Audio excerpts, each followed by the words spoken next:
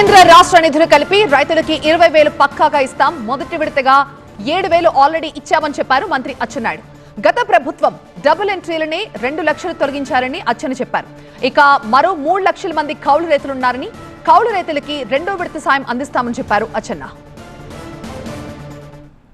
మీరు manifesto clear గా చదవండి, లేకపోతే చంద్రబాబు నాయుడు గారు కానీ పవన్ కళ్యాణ్ కానీ మేము కానీ గ్రామ సభల్లో చెప్పిన ప్రసంగాలు వినండి. రేపు ఎన్డీఏ ప్రభుత్వం అధికారంలోకి వస్తే 20,000 రూపాయలు ఇస్తాం. రాష్ట్ర ప్రభుత్వం 14,000, కేంద్ర ప్రభుత్వం 6,000.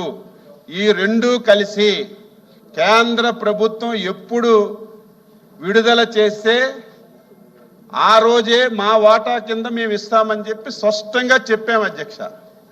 ఇచ్చిన మాట ప్రకారం వాళ్ళకి మొదటి విడతలో మీరు ఇవ్వలేదు చూడండి, 2వ విడతలో కౌలు రైతులకు డబ్బులు పడుతున్నాయి.